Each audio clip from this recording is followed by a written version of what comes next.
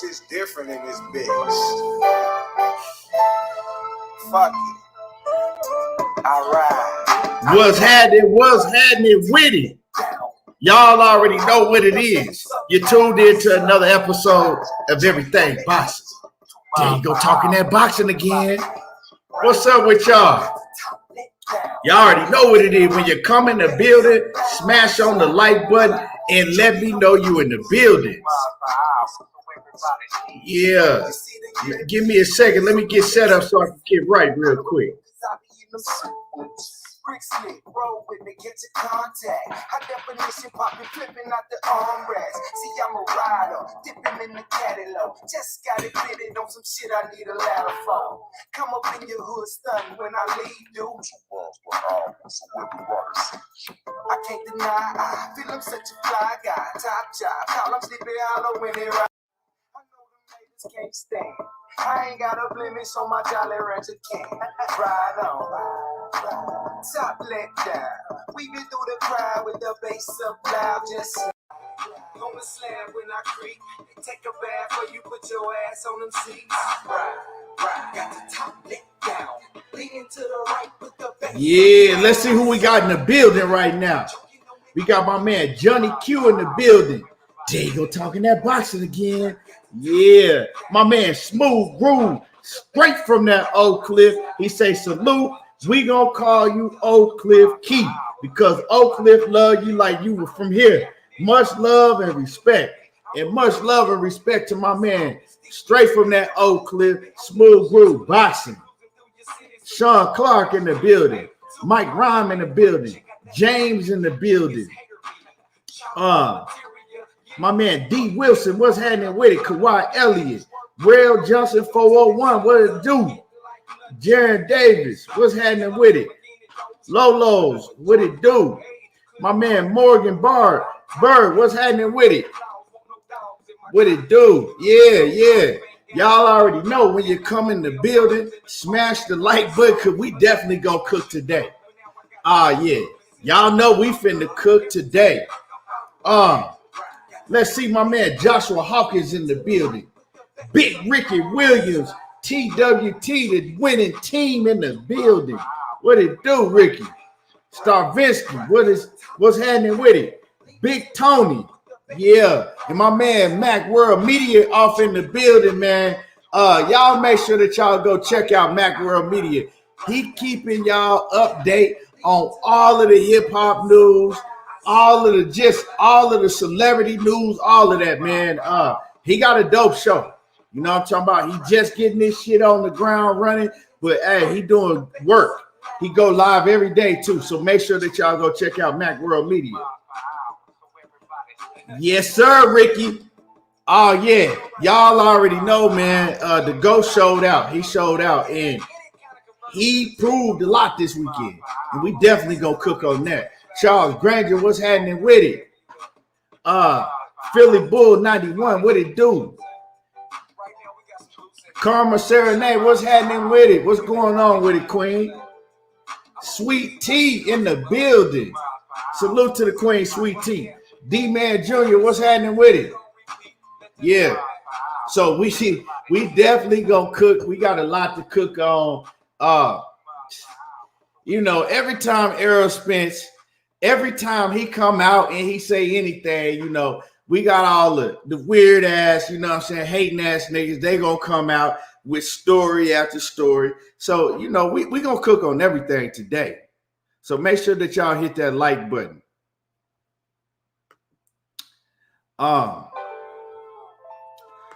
Go cook on Ryan Garcia. We definitely gonna cook on his ass. You know what I'm talking about? We gonna talk about Frank Martin putting on the show this weekend. Shit's different in this bitch.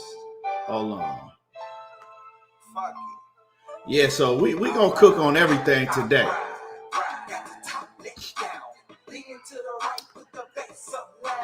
Yeah. So y'all hit that like button. Y'all smash on that like button. Man, I was watching the interview today, and I was watching the interview on Doodoo on Boo Boo Andrade today, and Andrade, he was saying, look, man, I'm not worried about no Canelo no more. He said he ain't even really worried about Caleb Plant or David Benavidez. He said he coming to PBC for one thing and one thing only, and that's for Jamal Charlo. And he really sounded like after he get that Jamal Charlo fight, he finna retire. He said he don't even want no other fights. He said he gonna get through, because he on the undercard, and it's crazy because they putting him as the first fight, right? The first fight on the whole card.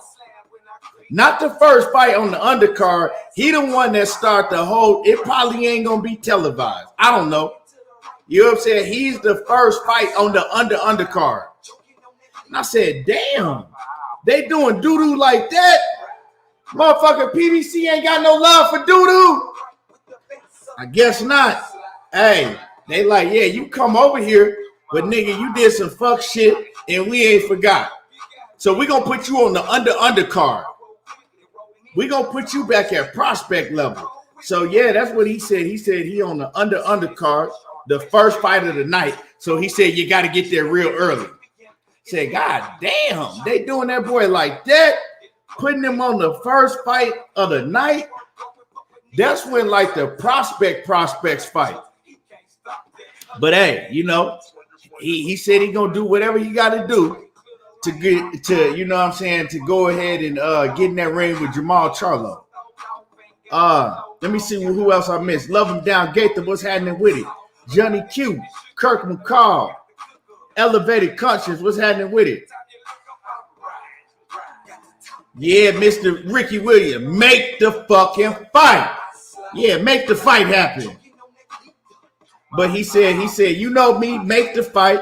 But would Charlo get credit at this point, though, Key? I mean, I would, but the boxing world as a whole, I think he would because, ain't nobody beat Doodoo yet. You know what I'm saying? We could say that he ain't the same fighter that he was, in his prime, but I mean, I don't think that he's the same fighter that he was at 154, but still, with saying that, I don't have no proof to back it up. He still beat everybody that he been in the ring with. And I mean, him and Charlo, that's the fight that needs to happen because ain't now one of them really did too much. And let's keep it 100. Ain't now one of them did shit. So I love to see the fight. You know what I'm saying? And it's a 50-50 fight. You ask me, it's a 50-50 fight. But Charlo better get in the ring fast because Doodoo, he already fighting again. So if Charlo don't get in the ring fast, he continue to sit out, it ain't no longer a 50-50 fight. But I don't know. Real talk, I like how Doodoo was sounding. Real talk, I like how he was sounding because, hey, he sound very, very confident. Yeah, I'm going to tell y'all, if they fight within the next year, I have to put my money on Doodoo. It's just the confidence. Like, it's the confidence that he has when he get to talking about fighting Jamal Charlo. He got a different level of confidence when he start talking about Jamal Charlo, real talk. And so I have to put my money on him if they fight within the next year. Because Charlo ain't, I don't know, man. He just ain't, he ain't it. He not it right now. And his brother, if y'all didn't catch that in the, the press conference that his brother did with Tim Tszyu last week, his brother even alluded to it. His brother was like, shit, now y'all see who the man is. Y'all see who the real dog is, you know what I'm saying, when it comes to the Charlo. Now y'all see who the best. You know what I'm saying? Y'all see who really fighting the best. And he was like, I ain't saying my brother ain't, but now everybody can see. So Jermell Charlo even know that his brother ain't really, on the shit that he should be on right now. And Jermell Charlo, real talk, behind closed doors, Jermell Charlo loved that shit. Because for years, they would get into little spats because it was like Jermell Charlo didn't like being called Lil Charlo. And when they would reference him as Lil Charlo, they would always be like, you know, shit, Jamal Charlo is the dude. Jamel Charlo cool, but it's Jamal Charlo. That's the killer. And I thought that myself for the longest time because it was that way. It was when they was coming up. Jamal Charlo was the one that was making all the noise. Jamel Charlo was shit. Before he got with Derrick James, he was barely edging out wins. You know what I'm saying? He was damn near, he was losing to Julian Jackson's son. You know, C-class fighters and shit. But he, you know what I'm saying? Well, not losing, but yeah, he was losing to him up until he would get their ass up out of there. But yeah, man, Jamel Charlo was struggling with a lot of opponents. Jamal Charlo was running through motherfuckers. Now it's the opposite. Now Jamel Charlo that made a whole motherfucking 360 and he done lapped his brother, you know what I'm saying, about 5 times. He done lapped his brother about 5 times, Jamel Charlo. And you know why? If you ask me, that's a testament of going with the best trainer in boxing. And if you don't know who that is, you got a motherfucking problem. Derrick James is the best trainer in boxing, and he continues to show it fight after fight, training camp after training camp. Ain't nobody in boxing, right, that call themselves a coach fucking with Derrick James, and that's just what it is. All that other shit, that pity pat shit that these fighters be doing on the mix with their coach, it don't translate to the ring. But if you watch Errol Spence, you watch Jamel Charlo, and you watch how they hit the mitts, the same combinations, the same shit that they do on the mitts, they translate right to the ring. And that's special when you get your fighters to translate what they do on the mitts to the ring. Real talk.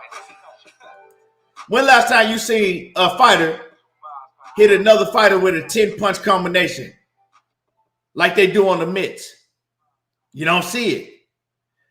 You know what I'm saying? Shit, Roy Jones was doing it, but nowadays you don't see that shit.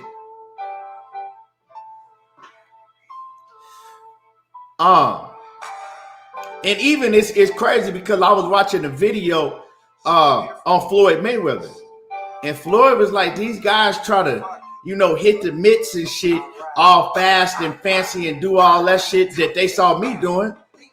He was like, that don't mean shit. You know what I'm saying? He was basically saying, I was just doing that shit for the camera for show. He was like, that doesn't mean shit. That's really not how you're supposed to hit the mitts. Floyd just said that shit. I was watching a video of Floyd. He said, that's not how you're supposed to hit the mitts.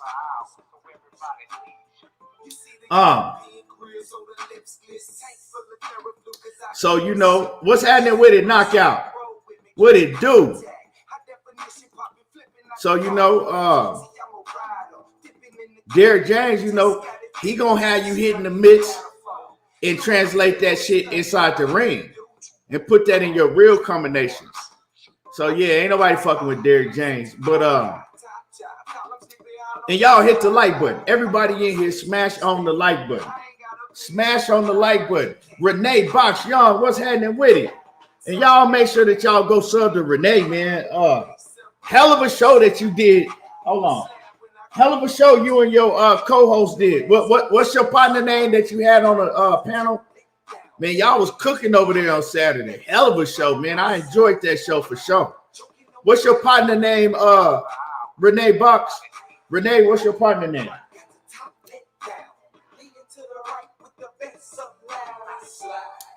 Yeah, man. So y'all smash the like button. Like I said, we definitely finna cook today.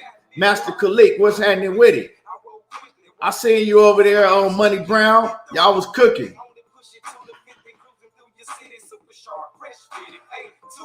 Ricky Williams say Big Charlo need to get with Derrick James. Yeah, I always thought that. You know what I'm talking about? And it's kind of like put them together because I think when Jamal Charlo was with his brother, I think it was always a steady competition. You know what I'm saying? I think it was a steady competition, and it made him focus more.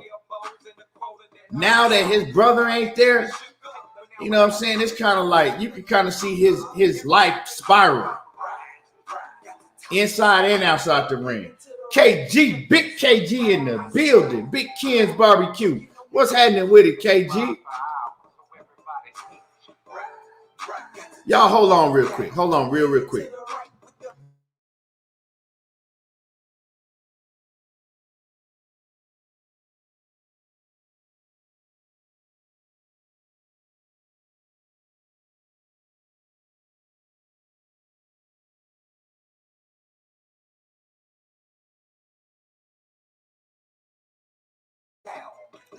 All right, I get so sick of these people knocking at my door trying to sell some shit. God damn. But yeah, I always thought that he should have went with Derrick James, but he stayed loyal to Ronnie Shields. And not to say that Ronnie Shields is not a good trainer, but yeah, Derrick James to me is a much better trainer than Ronnie Shields. The proof is in the pudding. Proof is in the pudding. Let me see what I missed. Let me see what I missed. Oh, that's LeVar Cooper. Okay. Bet. But yeah, man. So while we talking about Derrick James, let's talk about Frank Martin this weekend. And y'all smash the like button. Hit the like. The like is free. It don't cost you nothing to hit the like button. But let's talk about Frank Martin this weekend. Now, when I had previously spoke on the Frank Martin and Michel Rivera fight, I said two key things. I said, for one, I really never saw what people saw in Michel Rivera. I said he never really looked that special to me. Like, he never really impressed me. You know what I'm saying? I said that. I've always felt that way. Michel Rivera to me was good, but he just wasn't that impressive to me. But I kept hearing everybody say Michel Rivera this and Michel Rivera that and Michel Rivera. And I was like, man, and I told y'all this. I was like, he don't really, he good, but he not too impressive to me. I don't really see nothing special in him. And then I was always very high on Frank Martin. But then I said, I'm kind of worried about Frank Martin because Frank Martin didn't look too good in his last fight. You know what I'm saying? He didn't look too good in his last fight. He was actually losing the fight, and then he came back and got the knockout. He was getting outboxed. So I said, that kind of worries me, right? I said, I don't see what everybody's saying that Michel Rivera is, but if he can box as good as everybody's saying that he can box, well, I'm kind of a little worried about Frank Martin. But I said, but I still got Frank. Frank is the better fighter to me all around.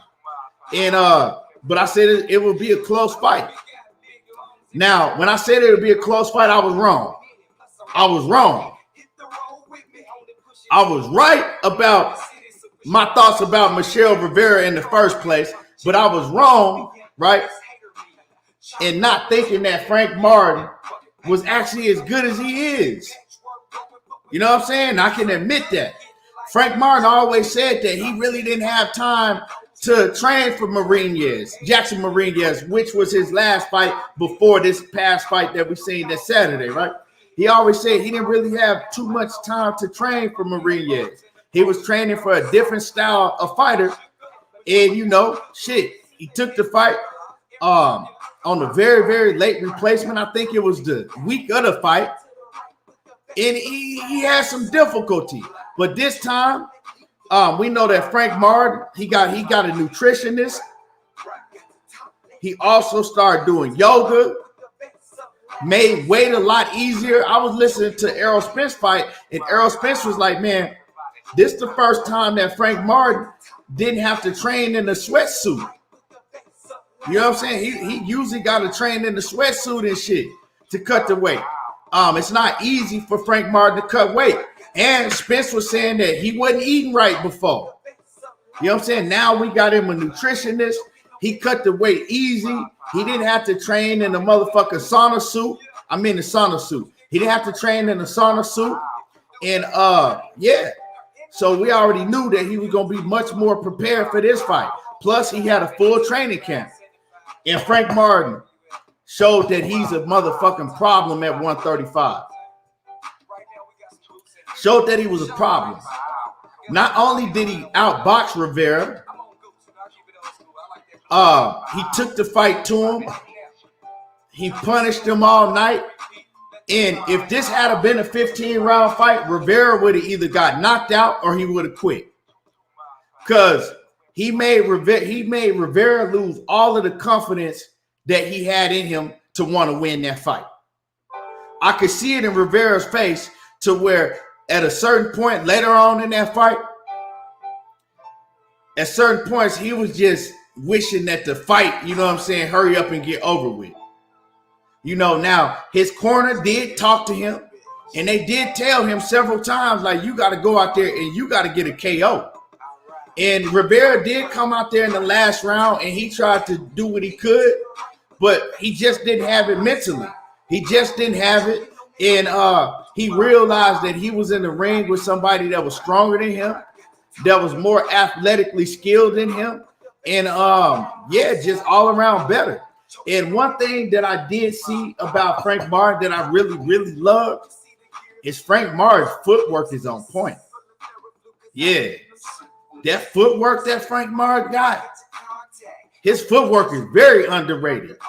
People gonna have to start looking at Frank Martin's footwork because, yeah, he up there. He on another level with that footwork, and he does very subtle things. And he continued to turn Rivera and, you know what I'm saying, make Rivera have to reset. Every time Rivera thought he was going to get in the groove or got in range to punch Frank Martin just dip over and turn on him. And he was just, you know, his footwork, the footwork that Frank Martin had, Rivera, he showed he couldn't deal with that. So, yeah, Frank Martin, man, he's a problem. And y'all smash the like button. Money Brown in the building. What's happening with it? Sean Clark say everybody was saying it was close. Me too. Rivera jab was non-factor. Frank looked like he was levels above Rivera. I was impressed. Yeah, he was levels above. He is levels above Rivera. But remember, Money, wasn't I telling you, Rivera, he don't really impress me. I don't see what people see in Rivera. Remember, I was telling Money that when we was talking on the phone. I was like, I don't really see what people see in him.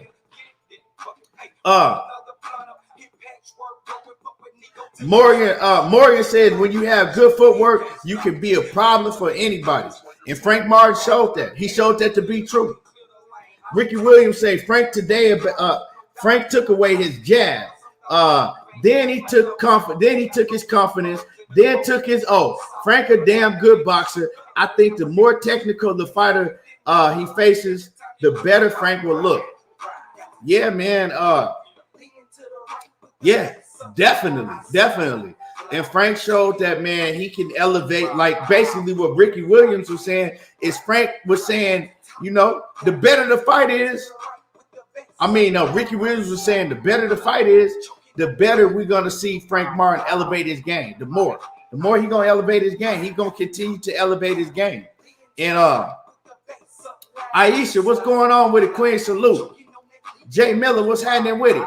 And like I said, y'all smash on my like button. It's free. The like button don't cost nothing. It's free. I also believe that Frank Martin is ready for anybody at 135. Now, can he beat everybody at 135? That's not what I'm saying. But I feel that he's ready. He's ready now. We heard him call out Gervonta Davis. We heard him call out Devin Haney. You know what I'm saying?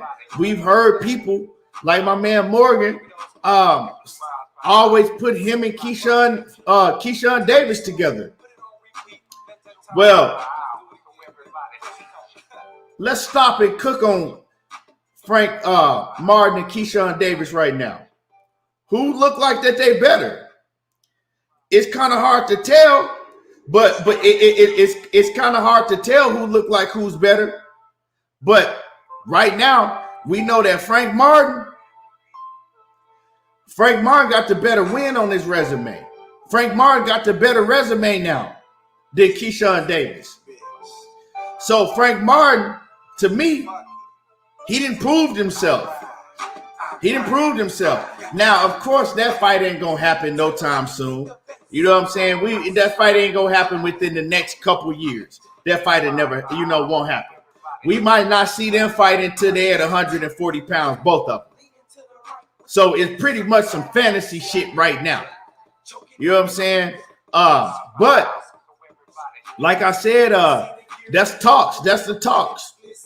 Keyshawn Davis and Shakur Stevenson. Now, I see a lot of people talking about how he didn't name Shakur Stevenson. Like, he named everybody, but he didn't name Shakur. Now, do I see Frank Martin beating Shakur Stevenson? No. But, I mean, it ain't really nothing to talk about because that's another fight that ain't going to happen no time soon. He named Devin Haney, though. That's a fight that could happen. And I think Frank Martin really think he could beat Devin Haney. He really feel like that. So that's a hell of a fight. He also named Gervonta Davis. It's not the first time that he's named Gervonta Davis. But last time he named Gervonta Davis, I said, nah, he ain't ready for Tank yet. He need a couple more fights. But now he look like he ready for Tank. Now, do I think he could beat Tank? I ain't saying all of that. But he looked like he ready to step in the ring with Tank now. And to me, that's a fight I love to see. It's a fight I would love to see. And I think it will be the first fight that Gervonta Davis has been in the ring with a black American.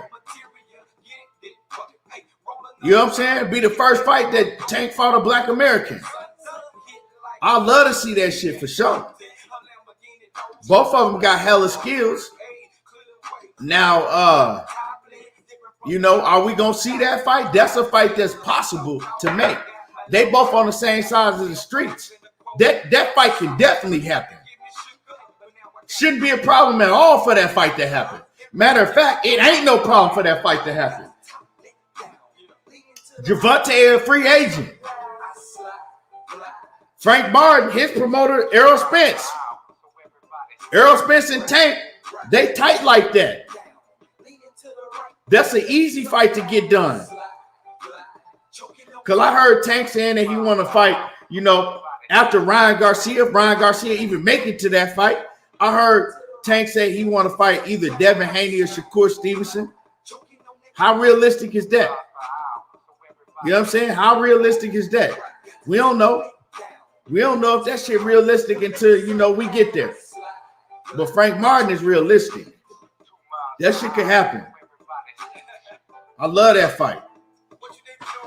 Especially by, Frank Martin, he going to have another fight after this. By that time, Frank Martin should be very, very well seasoned in the game. Very seasoned in the game.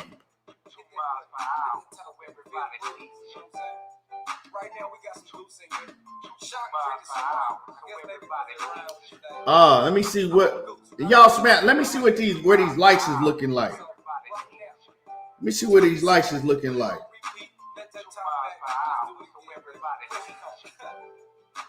Yeah, y'all got to get the lights up. Y'all got to get the lights up because that shit ridiculous. You know what I'm saying? Y'all just sitting in the motherfucking background and shit. Sitting in the background. Ain't saying shit. Ain't hitting the light. Y'all got to get the lights up. This shit ridiculous. Smash the like. Get the lights up. Shit's different in this bitch. You know what I'm saying? Coming here, putting work in, All right. and y'all can't even hit the like button. Shit crazy. William Old School, what's happening with it? Jose Sanchez, what's happening with it? Trey Sean, what it do? My man Box Talk, what's happening with it? Where you been at, Box Talk? Coach in the building, what's happening with it, Coach?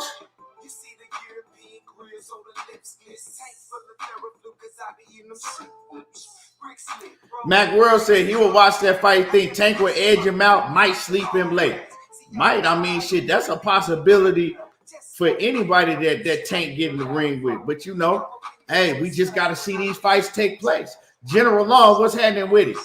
So now, see, it's crazy because now that Gervonta Davis is no longer, you know, being held back by Floyd Mayweather and Leonard and them. A lot of people believe that he was held back. Regardless what you believe, no longer that he under their tutelage, bruh. It's a lot of smoke. It's a lot of smoke in the air for Tank. It ain't no reason from now on that we shouldn't be getting, you know what I'm saying, seeing him in the ring with nothing but killers. Like Errol Spence, Errol Spence's motto is no tune-ups. That should be his motto from now on.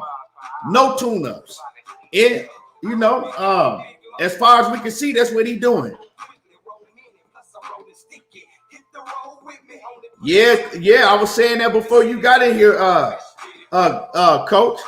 I was talking about Derrick James before you got in here. My man Dwayne Freeman in the building. What's happening with it? Yeah, Johnny Q. Endless amount of smoke.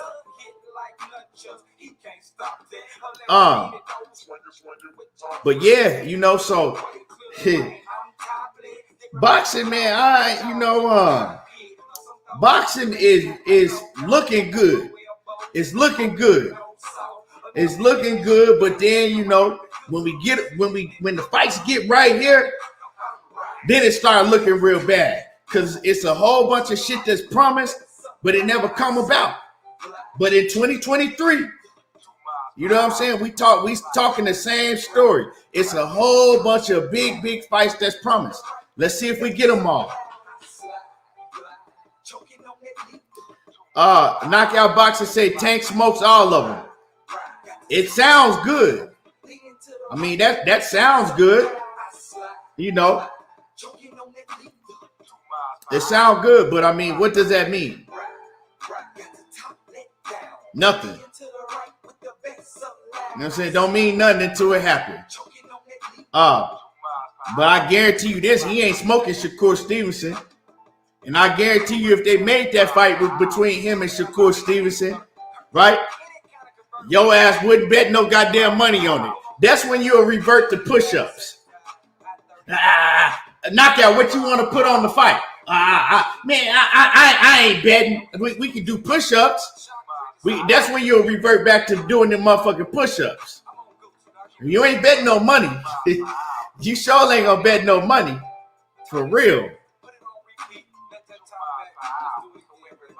You think Tank gonna go in there and smoke Shakur Stevenson? You know, you might have did one too many push-ups in your lifetime and shit. I guarantee you wouldn't put no bread on it. For real.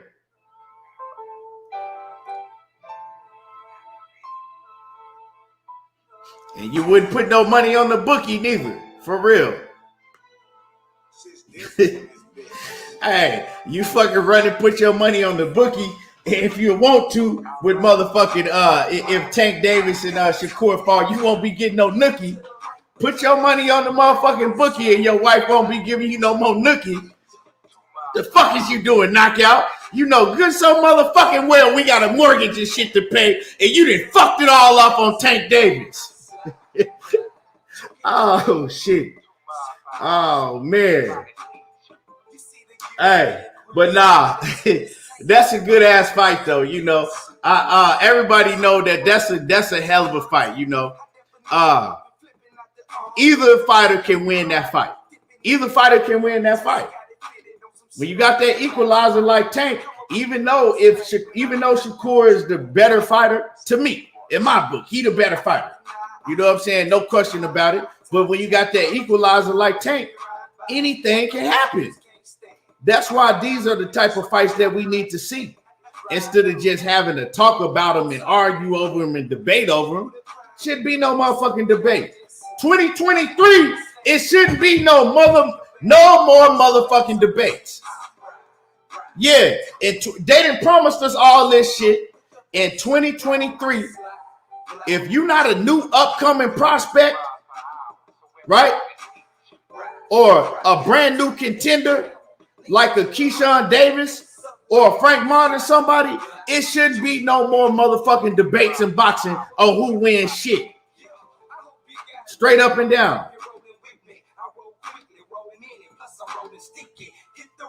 Straight up and down. Shouldn't be no more debates at all. Now, what I'm going to do is I'm going to drop this link because we about to really cook. I want to get on Ryan Garcia. You know, I always take up for Ryan Garcia.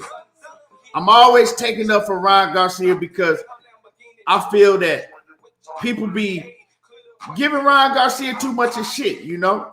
I feel that people don't keep the same energy with Ryan Garcia, right, that they do with the other fighters that they like. I always felt that Ryan Garcia get a lot of slack because people just don't like him for certain reasons, right? But I got to get on Ryan Garcia motherfucking ass today. Real talk. Today, you know, Ryan Garcia ain't getting no more motherfucking passes from me.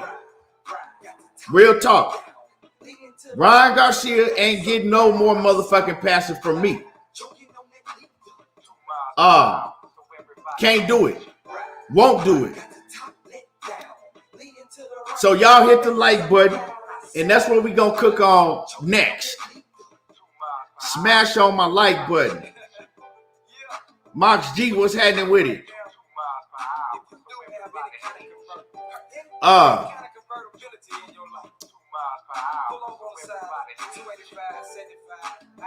So y'all, like I said, y'all hit the like button. That's what we finna cook on right now. I sent some links out. So, you know, if y'all want to jump up here, y'all who I sent the link to, you know, feel free to go in your email and grab that link. But let's cook on Ryan. Let's cook on Ryan Garcia ass, you know. My man, Kwame East in the building. Lord to the game, boxing talk. What's happening with it, Kwame? So, Ryan Garcia, you know, was told, right? Ryan Garcia was told by his trainer. He was told by his promoter, Oscar De La Hoya, that it would be best for him to take a tune-up fight once they found out that Gervonta Davis was taking the fight before he fought Ryan Garcia. So they wanted Ryan Garcia, you know, to stay sharp, to continue learning with his new trainer, also to be able to work on things that he's been working on in the gym with his new trainer, Joe Goosen. So as soon as they found out that Gervonta Davis was taking the fight, their whole focus was on finding an opponent that Ryan Garcia could take a fight against. A tune-up, somebody that wasn't too dangerous. Somebody that wasn't going to present a threat for him to lose, right? Somebody that wasn't going to, you know, knock him off and fuck up the bag between him and Tank. Well, they was able to do that. Ryan Garcia was supposed to be fighting, you know, a couple weeks after Gervonta Davis. Perfect. I said, okay, you know, I don't know who the fuck this dude is, but perfect.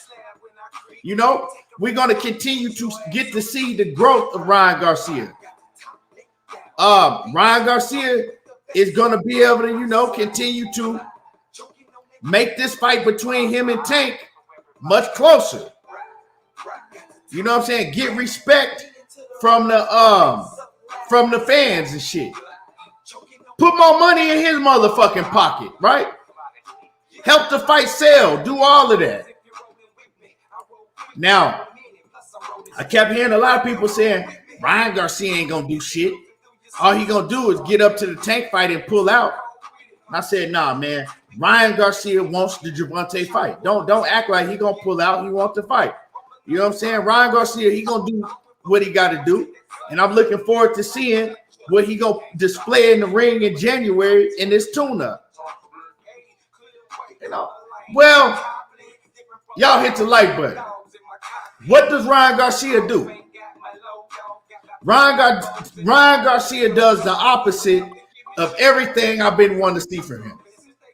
Ryan Garcia does exactly what a lot of people that don't like him said he was going to do.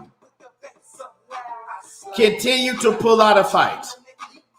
He pulls out of the fight, right, against the wishes of his trainer, against the wishes of his his promoter, Oscar De La Hoya. He pulls out of the fight. It says, I didn't want to tune up. I'm pulling out.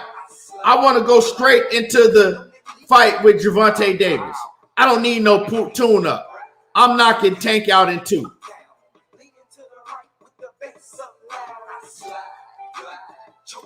And I said, ain't this some shit?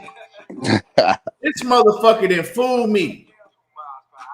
He fooled me. He fooled me, y'all. Now, I never picked him to beat Gervonta Davis, right? But I did pick the fight to be a dangerous fight for Gervonta Davis. And I thought, you know, as long as the fight lasted, he was going to pose a very, very difficult threat for Gervonta Davis. As long as the fight lasted. And he fooled me. He fooled me. And what I realized is that Tank don't even think he could beat Tank. I mean, my bad. Ryan Garcia don't even think he could beat Tank. Ryan Garcia don't even really believe in himself like that. Ryan Garcia is just trying to do anything he can to get to a bag. He's trying to do whatever he can do to get to that bag, to get to that payday. He pulled out of the fight because he don't believe in himself like that. It ain't that. No, I don't want to fucking tune up. What you mean? It's another payday, bro. Why wouldn't you want another payday? He might not want to go through 2 camps. Hold on. You don't want another payday for a tune-up? You don't want to find out what you've been working on in the ring, right? Will it translate what you've been working on with your coach, with your new trainer? Will it translate in the ring with 8-ounce gloves on? You don't want to find that out? So, but then you have a nerve enough to say you're going to knock Gervonta Davis out in 2 rounds? That let me know right there he wasn't even serious about what he was saying himself. He don't believe that shit. Oscar De La Hoya is very disappointed, and he said that Ryan Garcia is making a big mistake. He says you don't go into no fight like Gervonta Davis with, how long would he be off? A year when he get in the ring? Let's just say a year. With a year layoff. You don't go in the ring against a Gervonta Davis with a year layoff. He says that I advised him not to do that. His coach, Dan Goosen, said if Gervonta Davis is taking the fight, our plans is to get Ryan Garcia a fight. So he's going against what everybody wanted. This month, he's just a hard-headed little son of a bitch, ain't he? He's just a hard-headed little motherfucker, ain't he? He's just going to do what the fuck he want to do to get to the bag. Well, it let me know, don't go put no money on him when he fight Gervonta Tank Davis. So I thank him for that. You know what I'm saying? Because he going to get his motherfucking that. He going to get the snot knocked out of his nose. You know what I'm saying? He not beating Tank. He going to get halfway killed there. Now I believe that, right? And I believe that he's just trying to get to a bag. And so if what I'm saying is the case, it's the truth. It's smart. Get to the bag, go in there and get your ass knocked out by Tank, and then, you know, go do what the fuck you got to do. But it just showed me that he don't believe in himself. And you don't pull out of fights like this where they handpicked you somebody to showcase your skills and to work on, you know, what you've been working on in the gym. And for you to pull out of another fight, he the last cat. Him and Adrian Broner is the last motherfuckers that she even say pull out. For real, they don't need to pull out of shit. You know what I'm saying? They don't need to pull out of no pussy, no fight, nothing. Like I said, pull out shouldn't even be in their category, in their vocabulary. Name one of them. So for him to pull out of a fight, that's just, you know, a horrible look. And I think he a goddamn fool for doing it. Now, Knockout, that's on the panel. He said, I hate Ryan did this because the lessons, the chances of him, that lessens the chances of him being the best version of himself against Tank Davis.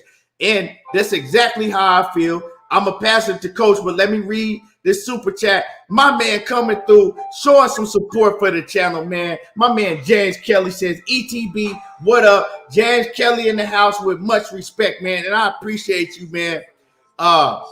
Always coming in, showing love and respect to the channel, man, and supporting the channel, man.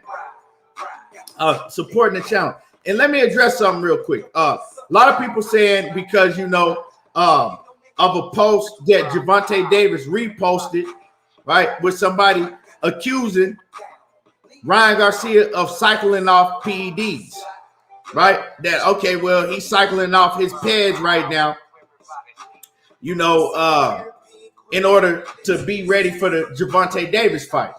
Now, I don't believe that, and I'm not going to put that on him. He's never tested dirty for nothing. We can't just assume that man is cycling or is on steroids because, you know, he's a kid that's now probably lifting weights and getting bigger. I mean, at that age, you get bigger like that.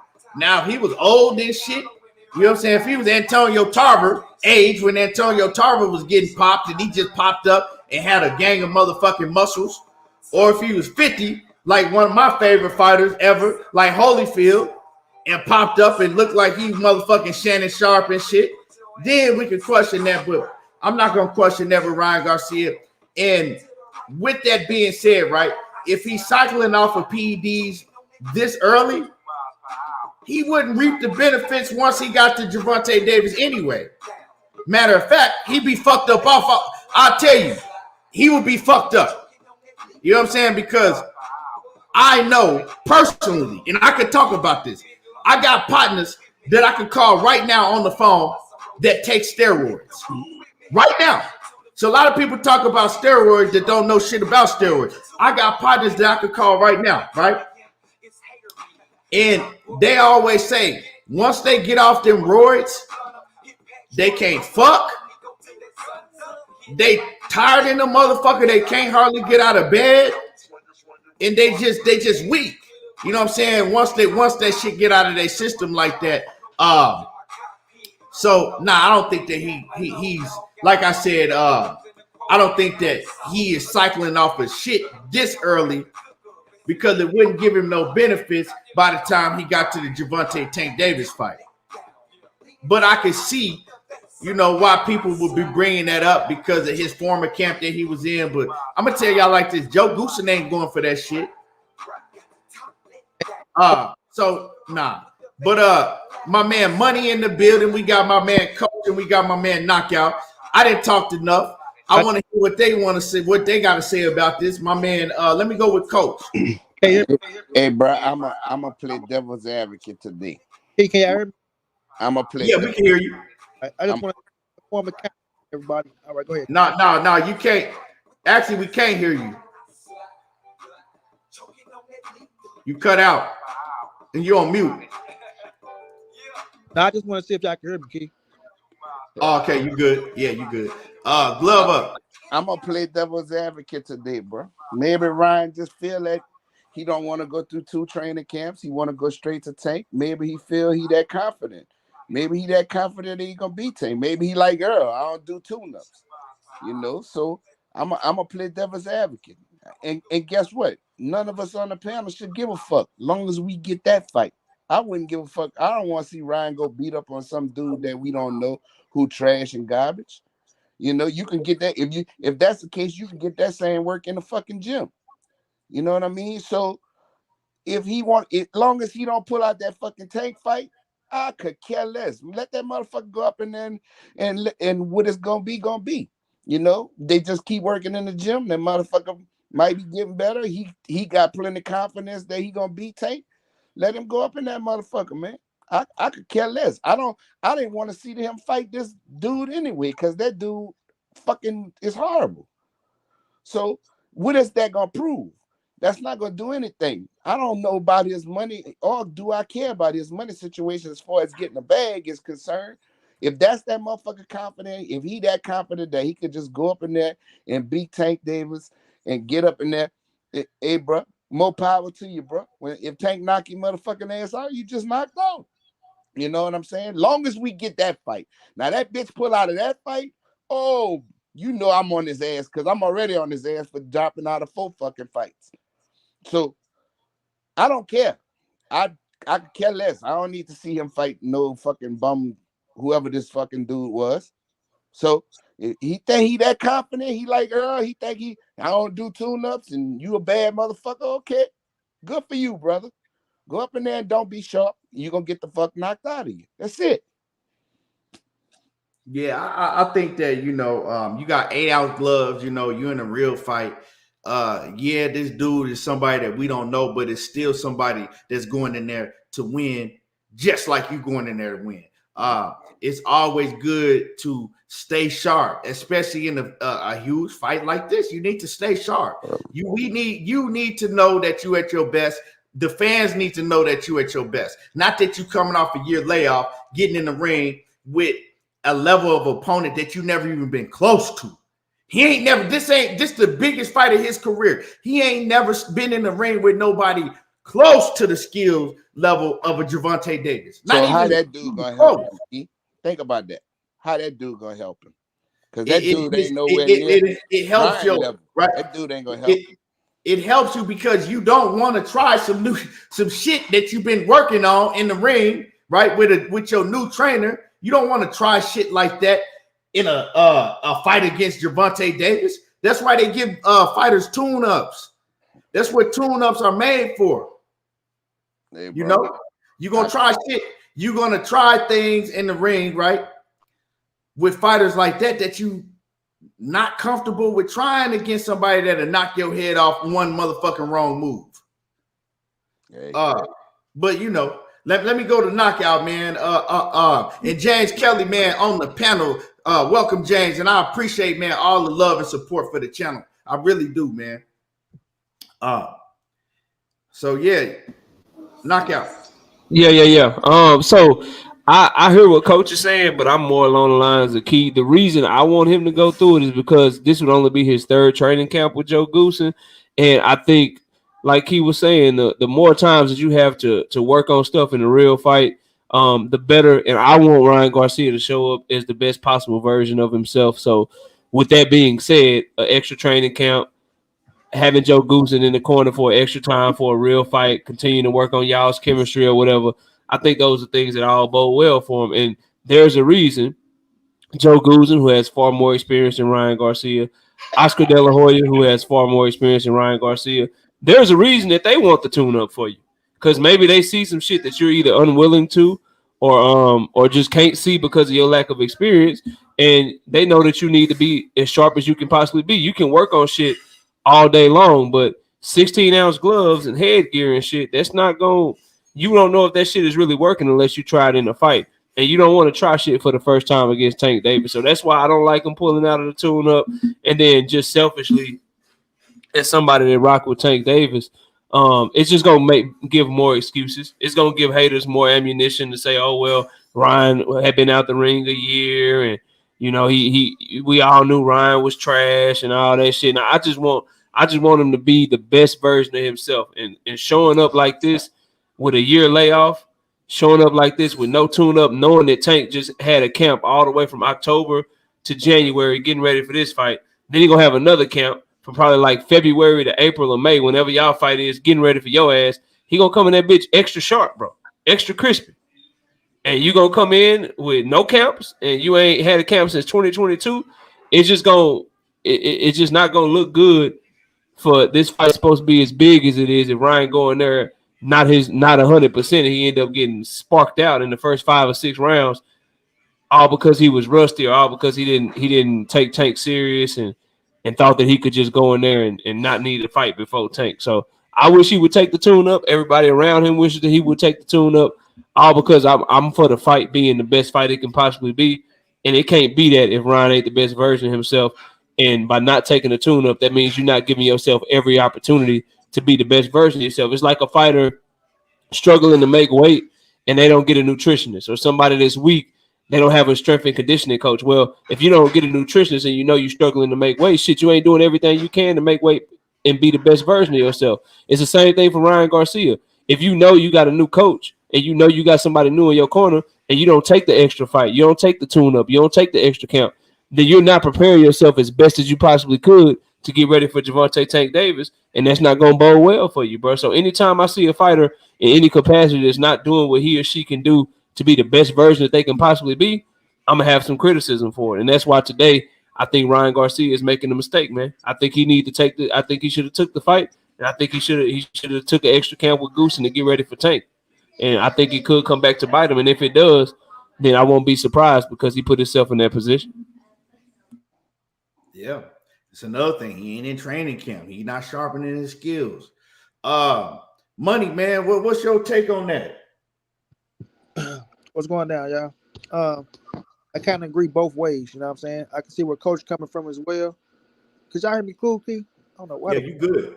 Yeah, so I can see where Coach coming from as well, right? Coach in the position of, oh well, like if that's what he want to do, that's what he want to do. But knockout saying is, you go through a training camp, he focused, and you got the body down, you got the weight down. But Coach saying, look, he going there and knock that motherfucker one round. You know what I'm saying? What does it benefit? You know what I mean? Like, what's the benefit of you going in there knocking the motherfucker out in one round? When y'all say, oh, he trying new things with Tank, well, shit, he gonna be trying new things with Tank anyway, because he never been in the ring with him. That's what. Excuse me, Money. Uh-huh. Let me say one thing. That's what you got. Yeah, you using heavier gloves and all of that in the gym. But, bro, the fight is the easy part. The training camp is the hard part for every fight. It's not that you're going to learn something new once you get in the ring with and fight somebody else. They both neither one of them has faced no one like each other. So you learn in the gym. That's where you learn how to fight. You don't learn in the ring the night of the fight. You understand? You learn how to move your motherfucking head in that gym. Even though it's 16 ounces, you still getting hit. So this dude is not going to fucking make Brian or break Brian. Not him being in shape. Nigga, you said you were going to say one thing. You right. But I'm going to say this. Hold on. Let me say one more thing. Not a good thing that it would do is have him in shape year round up until that point of his new training camp with Tank. Now, I'll give you that. But besides that, go ahead, Money. I'm sorry. God damn. Phone call, Key. Come on, Money. I bet. Yeah, I mean, it's still, Coach, it's still a whole training camp that you go through. You process that you go through, sparring, training partners, right? Doing those rigorous workouts, getting your body in tip-top condition, going through all of that in the training camp, and you steady learning in the training camp. You ain't in the training camp, he probably going in there, whenever, just to stay in shape, hitting the mitts, maybe hitting a heavy bag, what I'm saying? Whatever, running, but he ain't in that full training camp mode to where he's continuing to work and learn. That's the difference, But James Kelly, man. Yes, sir. I've been holding my tongue, been holding back.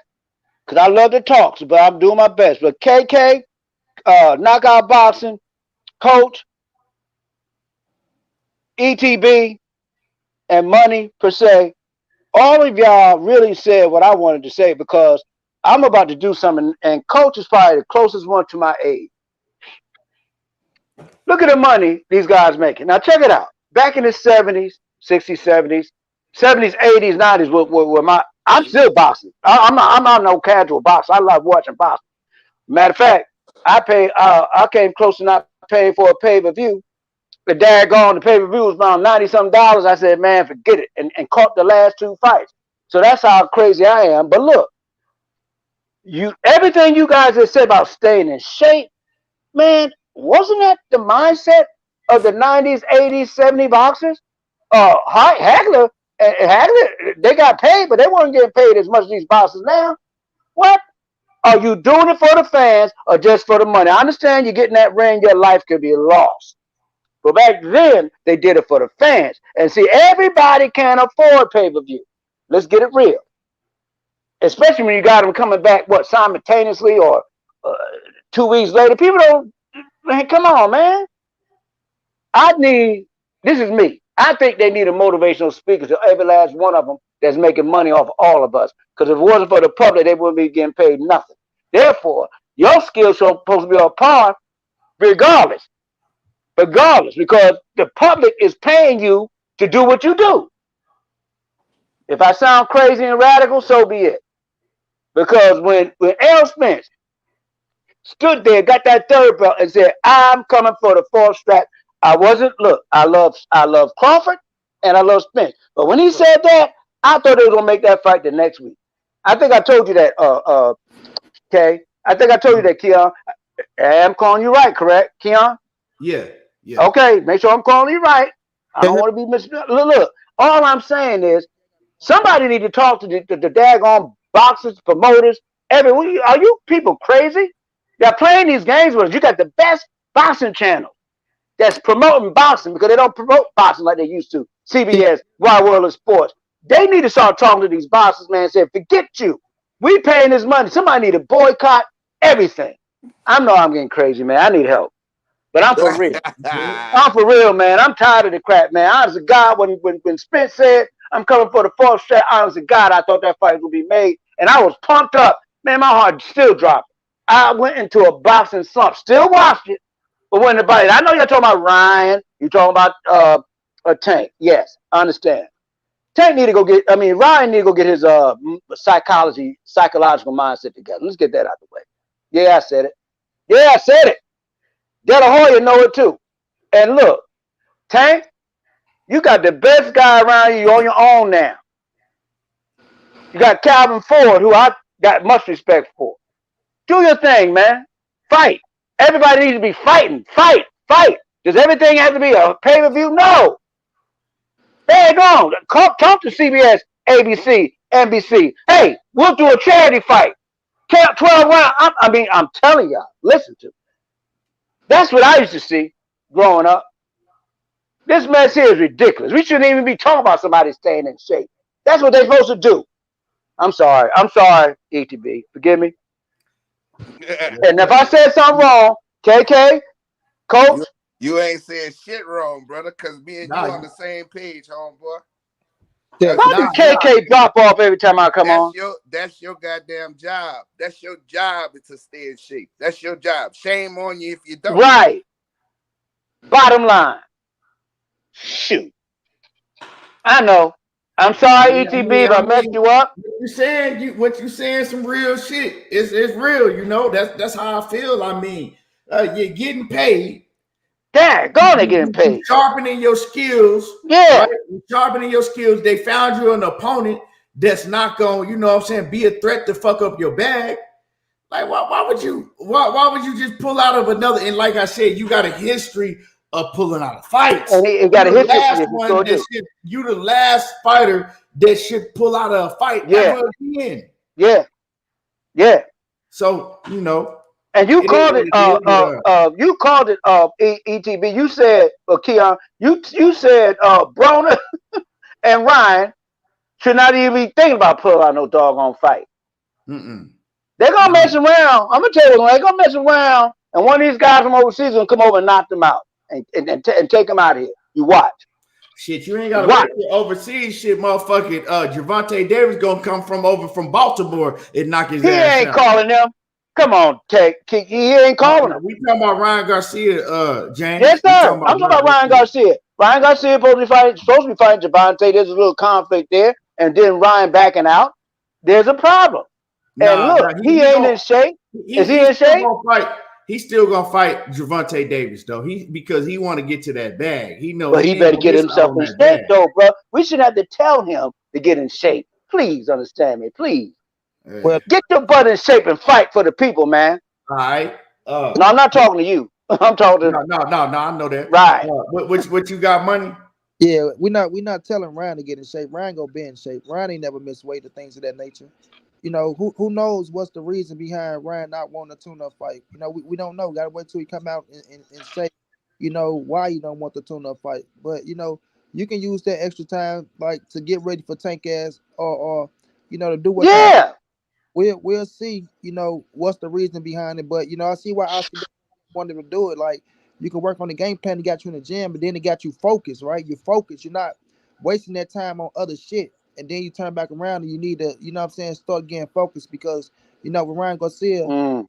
if he's going through the you know, he had a situation where it supposed to been mental health issues and shit like that, right? I'm not gonna say the man is, I'm not gonna say the man is not, you know. So we never know what he's doing, but by having that camp, you know, it can keep everything else and keep your mind focused on the boxing game. Because like I said, I still agree with Coach. You go in there, you knock this motherfucker out in 1 or 2 rounds, it does nothing for you. Yes, you had a good training camp, which you can continue to have a training camp. You can stay in the gym and get ready for tank without going in there having a Right. Yes, and sir. but we don't know what is reasoning behind the situation of not wanting, you know, to take the tune up and shit like that. You feel me? Maybe more time with the family. Who knows? We don't know. But as long as he get to the situation, tank, and if he feel like he okay, he feel like he all right, he feel like he go make sure he in the best shape of his life, and when he step in that square circle, nothing can phase him. Then shit, all we can do is go along with what he say. Now, you know, we all got our theories on this, we got our theories on that, what we think somebody should do. But at the end of the day, you know, he his own man. And as long as he signed that contract and get into that ring, like Coach said, he ain't putting out the fight that we want to see his ass in, then well shit, hey, we can't really say shit about that, right? Hey, money. But did you agree with a little bit what I was saying about how this mess is going on? Well, I really didn't hear you because I was on a phone call and I had dropped off. Now, you never did that to me before. Why you No, gonna get on the phone knowing I'm speaking? I'm just talking junk. Just yeah, talking junk. But I, Coach, I know you the closest one to me, man. And man, I thank you for your support and saying what you said. They need to get it together. Now somebody calling me. What in the world is this? Oh, shoot.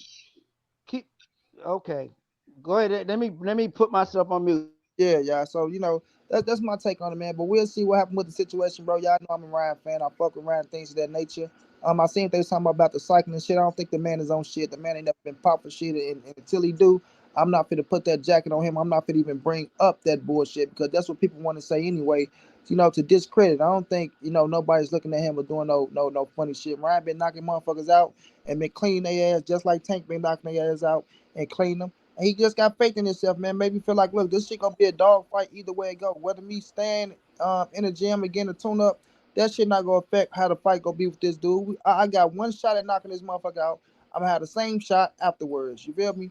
And that's what I'm going on to do to try to knock his ass out. I ain't going to look pretty. I ain't going on to do this and do that. I'm going down to try to knock his ass out. You know? So maybe do use that extra time to squeeze Gervonta and you know, start, you know, doing but you know, until we get his explanation on why he don't want the, you know, to tune up, then you know it's just speculation, things of that nature. But I feel what Keon's saying as well, though. You know, and another thing I look at it as, you know, it could help get the fight. You in and out, money. You sound like a robot, then you sound normal, then you robotic again. Damn, man. What about now, Key? You good? Yeah, but the thing about it is, it could help him because I keep leaning back like I'm just hearing. You need to get you some goddamn motherfucking some Uh, AirPods or some shit, nigga. Stop using goddamn old ass cord earphones. I'm sorry for laughing. I gotta laugh, people. Christmas coming up. Got a grandbaby coming in January. Buddy, no good so motherfucking well. They get you some beats or some shit. Beat. Money get beat. No. Nigga, it's 2023. You can't have. I don't want to see no cord hanging from shit no more. Look, okay, then help me out, bro. I got a cord. Yeah, come on, man. See, you old school. No, I got. I'm gonna give you a pass. I'm gonna give you a pass, but money a young buck. Money a young buck. That nigga ain't got no goddamn business having a cord nowhere near me. I can't stand that shit. That's one of my pet peeves. I can't stand to see it, man. Cord hanging all out. Man, you get some goddamn Bluetooth joints, money. Hey, bro, I bought some Bose. I bought some Bose wireless, right? Guess what? Those joints went on me in 6 months. And that was from Bose. Bose, one of the best daggone sound off. Yeah, Bose, yeah, you can't get no better than that. Daggone. So I got to daggone call them and put daggone. What's up? Anyway, go ahead, speak. This is your show. Let me find out Coach over there and shit with some goddamn cords hanging from his neck and shit, too. Well, no, see, now, Coach, if he put you on the picture, put some cords on it so it'll help me in your generation, bro. Please. Don't embarrass me. Show him some cords. Nah, I got both. I got my Omega Sci-Fi headphones too, so they made by Bose, so they nice. And I got them too, and I apologize, but you know what? Sometimes these things are more convenient. I got some wireless ones too, though. But shit, I'm not even at home right now, so I'm not a drinker, but I'm drinking Coke. Tonight we all going to Money Brown TV tonight. Well, wait a minute. We in his cash out, right? We in his cash out, and it's for a good cause because he gonna go buy some motherfucking cordless, whatever the fuck he AirPods, Bose, whatever the fuck. If we hit it, everybody hitting his cash out for Christmas. Okay. Okay. You better not spend my shit on nothing else but some goddamn. Is there any way we can see the receipt?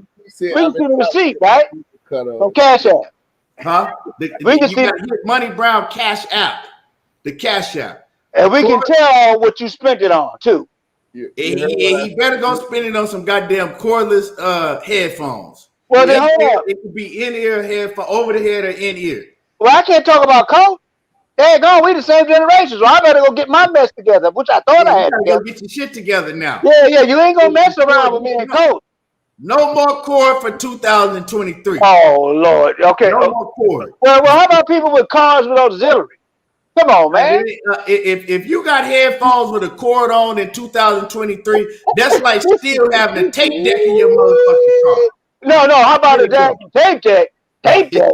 You talking about how about an 8-track? How about an 8-track, Keon? You talking about tape deck? 8-track. Now you too old school.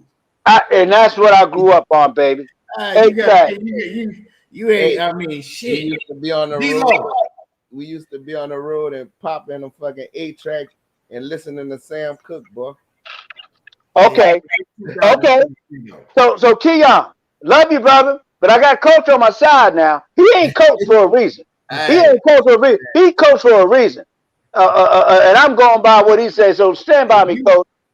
Hey, if you still flipping it, if you still put your eject and flipping the tape over the side B, you need to let it go. Oh my God, bro. Hey, my man, D-Lo say, maybe y'all said it. He said Ryan only had one fight with Goosen.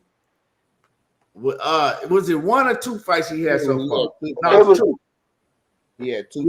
But he didn't stay long. Fight he had, he didn't look as good, but that last fight he had two. Looked damn good. Do y'all notice every time somebody dealing with Goosen, they suing him? Andre Ward. What happened? They suing him. Andre Ward was one of them. Remember Andre Ward won? He sued Goosen Promotions, yeah. Yeah, he did. With Joe Goosen, it wasn't a trainer. It was a brother. It was a family thing. And trust me on it. It was a family thing. Trust me, because Andre Ward was a man. You understand me? He won that daggone tournament, and then all of a sudden he disappeared. Yeah, but James though, we gonna move along. We gonna move along. I'm sorry. Y'all, Cassandra, what's happening, Cassandra? Miss T, smash the like button. I don't need y'all smash the like button. Get the likes up. Even if we Everybody in paying, the building, hit the even if like button. I already did. I'm still paying though, bro. Come on now. Oh no, I'm talking to everybody in the building. I'm Now, picking. okay. Now let's talk about this Errol Spence situation this weekend, man. Let's talk about it. Let's talk. Cook on EJ. Let's cook on EJ this weekend, right? Okay. So this weekend, man, Errol Spence, he said a lot. Now, I see a lot of people talking about, oh, man, I haven't seen Renee. Renee said he ain't really like Errol Spence's energy when asked about, when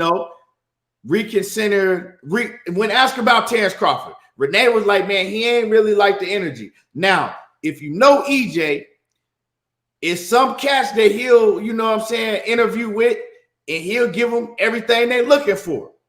Then there's other cats that'll ask him questions, and you're not going to get shit out of EJ.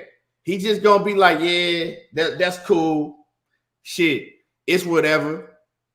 I ain't really worried about it. And that's the energy that he gives certain people, certain folks. But you don't hear nobody talking about the interview that he did, and he says that he really wants the Terrence Crawford fight. That's the fight that he really want to be able to revisit so they can make it happen. He said that.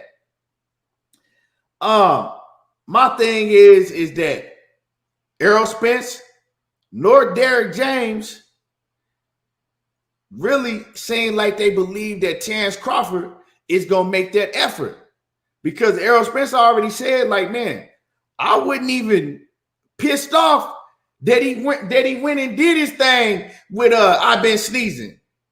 So I was cool with it.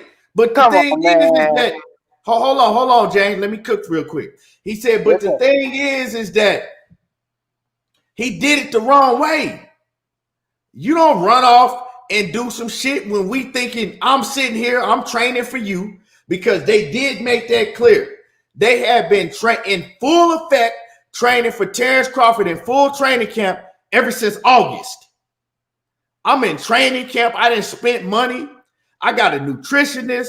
I'm doing all this shit, right? Training for you, because I think we're going to fight in November. And then your ass just didn't say, you ain't called me on the phone. You got my number. You ain't even at least call me and say, look, I'm negotiating with these other people for this other fight. They might have a fight on the table for me.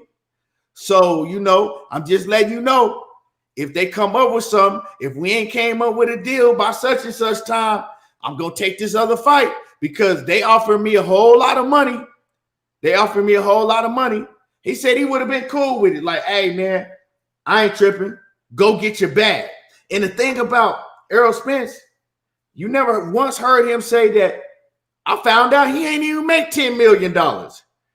He ain't even tripping on what Terrence Crawford made. He said he would have been cool. Just let him know.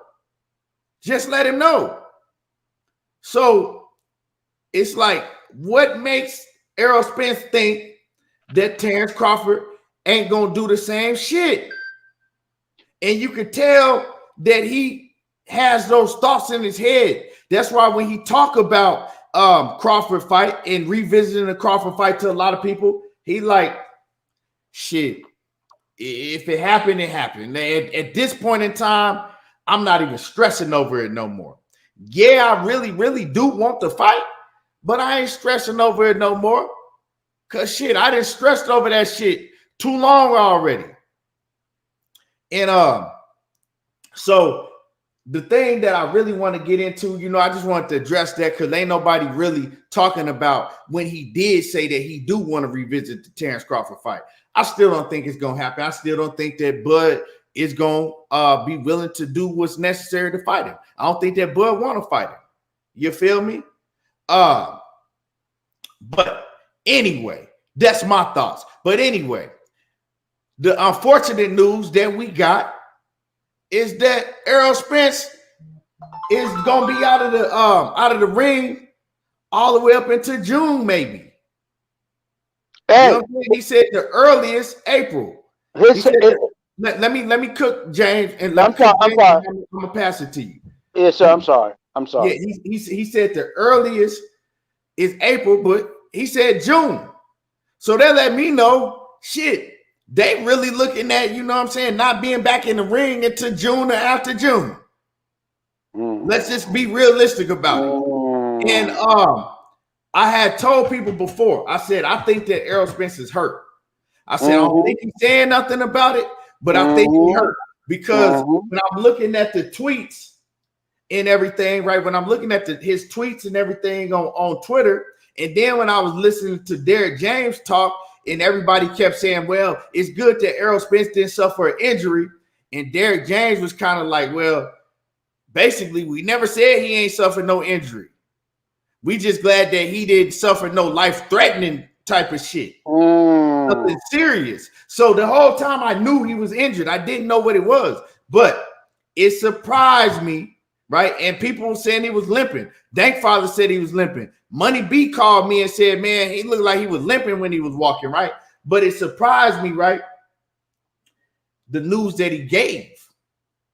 He said, look, I'm fucked up because I was planning on announcing the fight a few days before this fight with Frank Martin. I was planning on announcing my fight and my fight date. But now, all that shit on hold again, once again. And he's like, man, I can't win for losing. And I feel for him, man, because don't nobody want to have to continue going through that shit and having layoff after layoff after layoff and slowing down, his bag, slowing down the money that he can make. That's millions and millions of dollars out of his pocket because now he got to wait until deep in the summer to fight. And it's just unfortunate. It's unfortunate. My man Sean Clark says, if Bud let EJ team know that he had another fight, he could have used it as leverage to pressure them into making it. But I don't think Bud wants to fight. Yeah, exactly. That's why he didn't use it. Hey, VO Majesty. Every time we get to talking about Errol Spence, you get to coming in here with some hating shit. Talking about it's just a bad case of whiplash. Where you get that from? What made you even want to come in here and say that shit? It's just a bad case of whiplash. Man, come on, man. Miss me with that shit. Real talk. That man damn near lost his life again, and you coming in here. Yeah. Funny. You don't know what's going through his mind, man. James, you go ahead and cook, and then I'm gonna pass it to Coach. Okay, Coach. And Coach, where's he at? I'm on mute. Yeah. Hey, no. Well, come off mute because I want you a part of me in this conversation.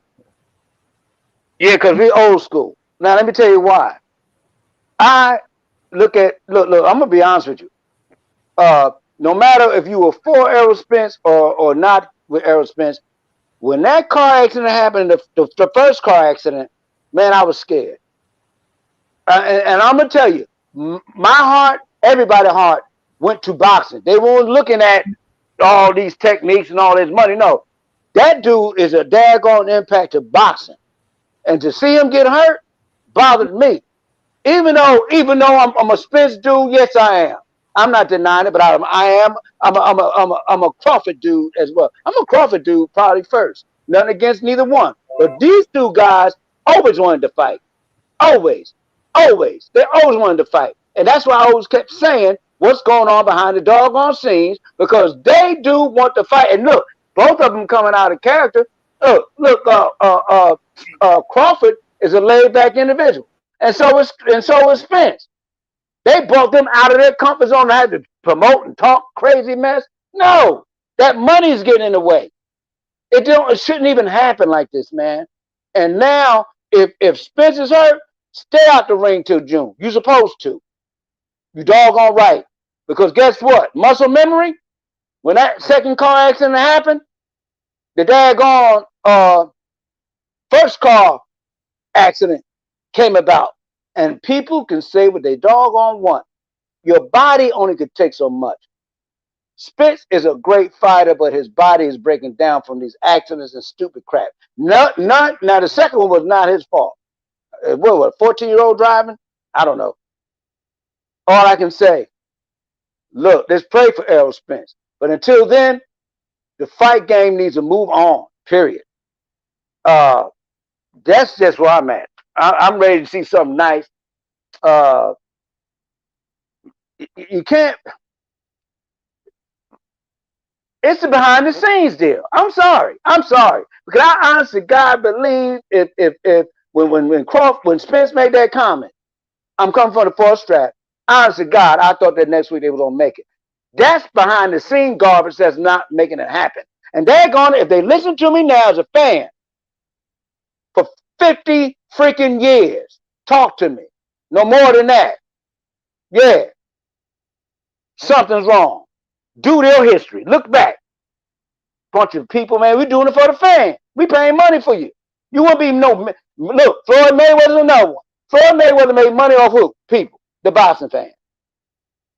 But yes, every last one of them, and we know they get in there, and that could be their last day on this earth. I'm sorry, I need help. All right, James, let coach hop in. Help me out, Coach. I need help. I mean, I heard the way Earl was talking. You know, he was like, you know, the way he did it was the aggravating thing to Earl. You know, the way Terrence Crawford went about taking care of business. You know, he even said it. You know, he didn't let us know nothing. He just went on and did it, and that shit was bullshit. We all know that shit was bullshit. If I was Errol, I know he want to be undisputed so bad. You know what I'm saying? So he's willing to go back to the negotiation table because he really believed that he gonna beat Terrence Crawford and become undisputed. But you know, they also asked him about what about Terrence Crawford fighting Jamel. He was like, he ain't gonna fight Jamel. He gotta fight me before he fight Jamel. You know, so he wasn't happy with what went on. But EJ is so laid back, bro. He just a calm, cool guy. He sure is. He don't let a lot of shit affect him, and I think, you know, being in these car accidents made it that way to where he's not gonna let shit like that bother him so much because he done defeated death, you know, and you know death is pretty much undefeated. Yeah, but I pray to God nothing happened to him, man. Yeah, his people need to be around him, man. I ain't lying to you, man. His people need to be around him, protect him. Honestly, God, I pray nothing happens to the brother, man. And I pray nothing happens to daggone Crawford. Come on, people. Man, shoot, we are the people. And ETB, thank you. KK, Coach, thank you. You got channels. Help me get my channel. And honestly, God, I would just shout boxing throughout the freaking world, man, because you know what? Everybody's so caught up in, and here we are as fans and talking about how somebody needs to stay in shape. They know that crap. If they don't, what if it wasn't for y'all having a channel? Oh my God. I know. I need help. Forgive me. Go ahead, Coach. Yeah, so you know, and y'all smash the like button. Y'all smash on the like button. Like I said, I'm gonna do something better for you, my man. You know the deal. I'm gonna do something better for you. And call it what you want to call it. Y'all up here cooking though. Y'all up here cooking, and I agree. I agree with with everything James was saying. You know, real talk. But now y'all know the new narrative that's running around, right? Now it's been just off the wall, just ridiculous shit been said, right? But I ain't even gonna get into that. I made a video about that shit. But the new narrative that I'm hearing a lot of people saying is that Errol Spence is faking the injury. He faking the injury because that's a way of him getting out of the Keith Thurman fight. That's what they going around saying now. They fucking retarded, bro. People silly. They ain't announced nothing yet, so why would he do that? That don't make no sense. That he faking the injury so he can get out of a Keith Thurman fight because he ain't want to fight Keith Thurman. Now, that shit sounds stupid in the motherfucker to me, right? And the reason it sounds stupid for one, right? For one, why would he skip a huge payday like that, right? And miss out on millions and millions and millions of dollars and go all the way into June to not have to fight. It makes no motherfucking sense at all. You know what I'm saying? It makes no sense at all. At all. You know what I'm saying? These dudes, it's crazy the shit that they come up with when it comes to Errol Spence. These Bud Crawford fans, you know, then that's who they are. You know, Bud Crawford fans. Now, I'm not saying that all Crawford fans be on some dumb shit like that, but that's where it's coming from. Shit just sound ignorant. He's lying about being injured, right? So he don't have to fight Keith Thurman. Now, also, well, I wasn't even gonna say it. I wasn't gonna say it, but also the one I did the video on, they running around here talking about that Errol Spence, he faked the whole car accident. He staged it. It was staged. It was staged, right?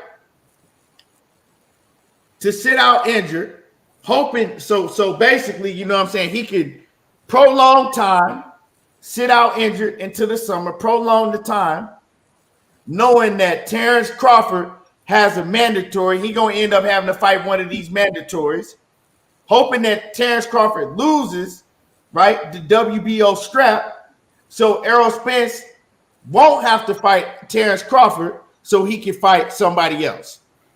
So they staged the whole accident so they could do that because they didn't want to get in the ring with Terrence Crawford. They want to get undisputed a different way, and going through Terrence Crawford is not the path that they want to take. Yeah, that makes a lot of sense. Oh shit! Fit the narratives that they come up with, bro. It's fucking. Bruh, I can't make it. I mean, I would play the audio footage. I mean, you know what I'm talking about, but I can't make this shit up. I can't make it up. That's fucking stupid. You know, Absolutely. So that's the new narrative. But like I said, more people have been running around saying that he's lying and faking the injury so he don't have to fight Keith Thurman. That's a way of him getting out, you know, from the fight that was ordered with him and Keith Thurman. Bro, he is not fucking avoiding nobody, bro. That dude, you can see he ready to, he want to fight. So, you know, he willing to fight everybody. So he even willing to fight his own fucking partner. He willing to fight Jamel Charlo. You think he gonna duck Keith Thurman? Bro, come on, man. People say the dumbest shit, bro. When all the shit is said and done, he gonna end up fighting Thurman. And we know Crawford ain't gonna make that fucking fight because he don't want that fight. He playing nanny boo-boo. Fucking, you can't get this belt. But he gonna fuck around and fight one of them other young boys, and because they gonna force him to fight him, and it's gonna be a problem. See, so it's on them, bro. And then Errol gonna go and fight somebody else whoever got the belt. He don't care, as long as he fight the person who got the belt. So he keep on playing around, bro. You need to go ahead on and make this money and make this fight. You know, I just don't understand. You got an opportunity to become a 2-time undisputed champion of the world in 2 weight division, something that's never been done before, and you shit it off fighting somebody else. That's the craziest shit to me. That's the shit that get me more than anything. You know. Yeah, man. And my man James Kelly coming through, dropping big in that super chat. Man, I appreciate you, James. Like I said, man, James always come through support. James was just on the panel right now, cooking up, you know what I'm saying? And letting people know basically his disdain for these fighters nowadays. Yeah. How they move. You know, I came up watching boxing in the 80s and 90s and shit. And it's just different, dog. It's a lot different. Bro. That's and I mean, I said that shit all the time, bro. Shit, we used to watch boxing, used to come on Saturdays. Then not only that, bro, the fucking USA Today USA Network Tuesday night fights used to be off the hook. You get to see all the young prospects every week. They had boxing on Tuesday night. Every week. Yeah, Sean man. O'Grady used to be the commentator. I mean, bro, Roy Jones came up on Tuesday night fights. Yeah, bro. You know what I'm saying? James Tony even when I even remember when Larry Holmes, you know, had made his comeback and shit. They had him on Tuesday night fights. I remember seeing Larry Holmes lose a fight 11 rounds to 1. And this was probably like 1991, 91, 92. It was on Tuesday night fights. I can't remember his opponent. His opponent was somebody that was basically only had like 10 fights at the time. You know what I'm saying? His opponent wasn't nobody that ever, you know, went on to do anything in boxing. But on that night, he whooped the shit out of Larry Holmes, and they gave the fight to Larry Holmes. So when we talk about corruption in boxing, that's always been around from day one. I'm talking about, man, he whooped the shit out of Larry Holmes. And Tuesday night fight, man, they used to have some down was side of his career at that time. Yeah, that was when he was in his early 40s at that time. But Miss T said people really think he hurt to the point he will be out 4 to 6 months. Yeah, no. Well, I mean, shit. I mean, what? We in December? Yeah, that's June. Yeah, that's what he said. It. We going off of what he said. So yeah, I mean, you got to understand. He made it clear to everybody.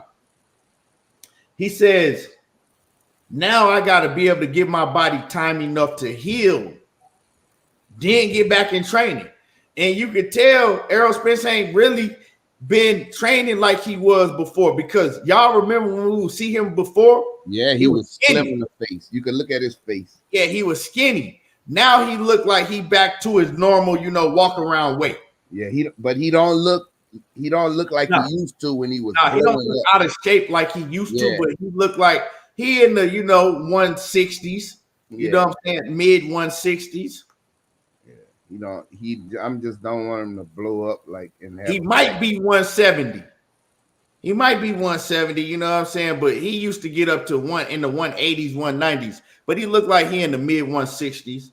You know what I'm talking about? And James Kelly said, last link, bring me that.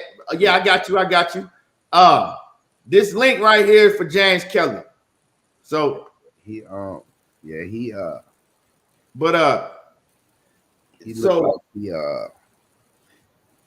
not in that top shape he was walking around before, because he was So like I said, he might be in the 170s. You know what I'm talking about? But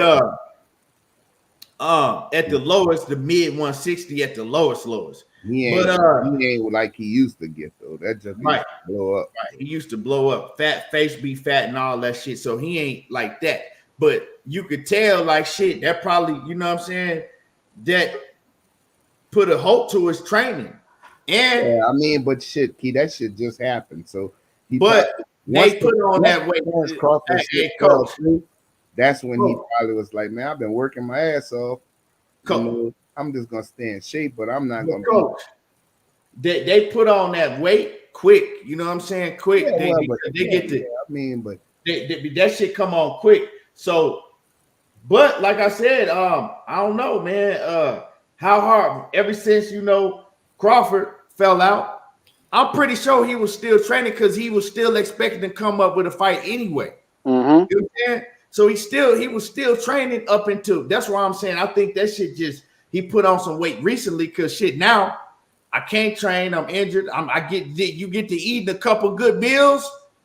You know what I'm saying? The way they be training and running and shit and sweat, they get to eating a couple good meals and miss a few days in the gym and don't run and do all that shit because you can't run.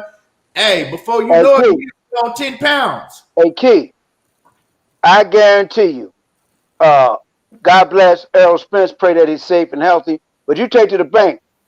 I was in the Marine Corps 4 years, baby. So 13 weeks of training was enough for me. We daggone trained, ran. But what my point is, Spence is not stupid. He knows there's probably certain limitations based on a car accident that he can't perform and exercise like he wants to. But there's minor exercises he can do, to help build himself back up. Because he's going to do that. Well, James, we just talking about recently. We just talking about, you know, this past like week or you know, week and a half. I'm talking about the same thing. That last car accident. Because Let me tell you something. Errol Spence is going to do something to make sure he recovers fully. But I don't blame him at all. He's an intelligent fighter. He's an older fighter. Man, shoot. I made it through the first car accident, thank the Lord, and came back and took somebody out that was of name. But, man, you know, he's got to get that body right in his act, man, because he's getting older, too. Everybody's getting older. And the body don't heal like it used to. She said, yeah, but he had accident a week ago. He looked that size in the video. He did. You know, so I think we really couldn't tell what size he looked in the slacked off because he didn't want to peak so early. I think it was more the shit of Terrence Crawford when he pulled out that he probably slacked up on his training. You think he went into a slump, Coach? I think he slacked off his training like he was, because when they were in negotiations, when we would see Errol, his face was slim. Yeah, and all of that. He looked like he was in. He looked like he was in. Yeah. Haven't given him a date, and he's aggravated. I'm sure he backed off his training. Yeah. You don't want to peak too fast and then go into, because overtraining is bad too. You know, so he probably slacked off.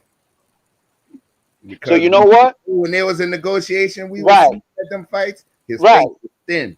Yes, and you know what? Just like you just said, Coach. Just like I told you, when the fight didn't happen with Spence and Errol, I went into a daggone slump, and I'm not even boxing. He went into a slump too. You heard he said, "I'm coming for the fourth strap," because that's what they talked about way before he got the strap. Tim and Crawford said, "Look, I'm coming." You know, they wanted to fight each other, and I still think they do. But I'm gonna tell you now, the dude ain't stupid. Spence ain't stupid. He know if he go ahead and get himself together, he know he's getting ready. He's still getting ready for Crawford. I'm telling you now. Y'all gotta understand, and it might not even be training. He probably not using the nutritional list right now in eating, you know, all because once you're in training camp, he using the nutritional list, so he's eating very little. You know what I'm saying? Okay. So to heal that, he's probably still training. He's still training in the gym, but he kind of now eating what he want to eat. Is it eating what he eat is to heal up, or is it eating what he want to eat because he ain't really, until the fight happen, he ain't gonna do nothing? Well, now it's like shit. I know I ain't gonna fight until, you know what I'm saying? Yeah. Maybe at the earliest. But dang, I pray to God he's not slacking off like that, man. No, he's not slacking off. No, that's not what we're saying. That it's just he's still training. He could still be training and still in the gym every day. Yeah. But he's eating what he want to eat. So he's not eating these small portion meals, you know, to prepare for cutting weight. He don't got to cut weight right now. He ain't supposed to be trying to cut weight because, like Coach said, if you do all that shit too early, you know what I'm saying? You could overtrain yourself. You could peak at the wrong time. All of that. But check this out. With that said, then, okay, he's probably still exercising and everything. So you thinking the food, nutritionist side is a major impact, or what you think? Yes. Yeah, it's a major impact during the time when training camp. Hell yeah. Absolutely. But you don't think he need to maintain that nutritional mindset? That's what I'm asking. I'm sure he don't have to be. It's not necessarily that he just eating motherfucking burgers and goddamn chili cheese fries like Adrian Broner, but he might be and like James Kelly he might still be eating healthy, but eating, you know, bigger portions. I understand. Eating how he want to, and that could be the healing process too. He's not trying to cut right now, so there's no need for a nutritionist. Either way he gonna have to cut. It's just you try to stay in do it gradually. So he still need that nutritionist in a way that you're not gonna you bring your nutritionist in. Yeah. Right. You need to keep paying this dude money to cook this when I'm not even in training camp. I don't know when I'm gonna fight. I'm gonna stay in shape, but I'm just not in cutting weight shape. I'm not in that kind of shape. But Coach, you agree, right? You agree as a coach. And you too, Keon, as a coach, mentor, speaker, journalist, everything else. Even though he may be eating more, they need to keep that nutritionist, man. Honest to God, man. Look, when I got out the Corps, I did 4 years in the Marine Corps, right? And bro, I got out the Corps and I still ran and everything else. But guess what? I wasn't doing all of the exercises I used to do. And I picked up weight. It was muscle, but still. And then it became outside of muscle. Fat, the whole shebang. But I'm down to 176 now, baby. I'm down to 176 now, baby. For health reasons. Feel me? Man. Hey, you know what, P.I.? If I was Ryan,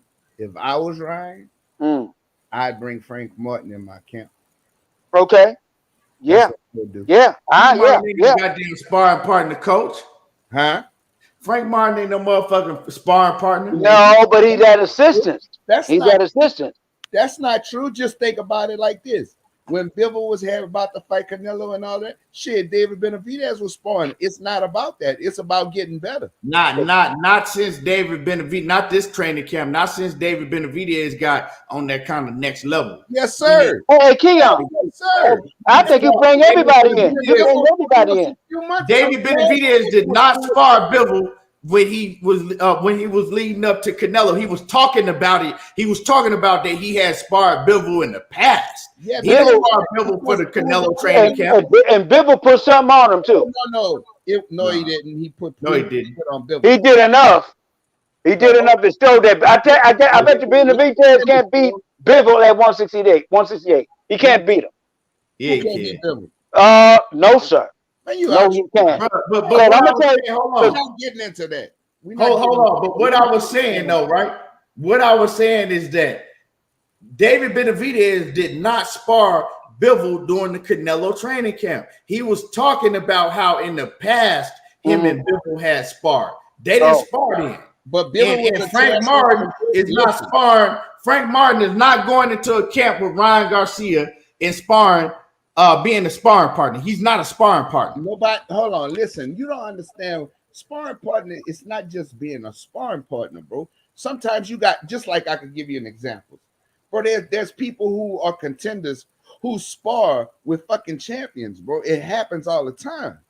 That's not what I'm saying. You got to pay him good. Nobody say you don't, but you got to pay him good. Frank Martin, that's experience for him too. You understand? Sparring Ryan Garcia. I'm just saying. You ain't going to do that because Ryan Garcia is a fighter, right? That's close to his division, right? And a fighter that he hoped to end up fighting someday. Exactly. So not going to spar that man, just like this. When Shakur was sparring Lomachenko and all of that kind of shit, bro. Good fighters spar. That was Shakur coming in the game. You know what I'm saying? Young, barely had any fights in the game. That's different, man. Frank Martin is a contender now, dog. Zerto, when Zerto was champion at 168, and David was champion at 168. Frank Martin is a contender now. Frank Martin ain't fucking going and being no goddamn sparring partner for goddamn Ryan Garcia. He not going to no Ryan Garcia camp to train with Ryan Garcia. That ain't happening. That's some shit that ain't, it ain't gonna happen. I don't even know why that was said. Now, what if he paid money? Because money talk and bullshit. Bullshit walk, and you take to the BAK. He'll call Martin and Dad. I'm just telling you, I would make that. I would. That was him, bro. I ain't lying. I would. This amount of dollars to come and spar me to get ready for Tank. That's what I would do. Right, because Martin is a guy that, he's dead. He's a contender. So somebody needs to fork out some dollars for this dude to come into my camp and get me right in his act. Period. I would. It's my business. It's my life. It's my career. Oh, absolutely. That's just me. I would. Okay. If I was him, that's what I would do. I would get Frank Martin up in there.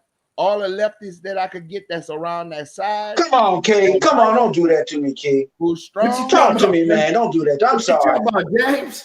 Hey, that's what I man. Oh, never mind. Sorry. Hold on. Wait a minute. But see. Hey, James. You see the cord? Hey, you got that cord hanging. You see the cord? Hey, man. It fell out.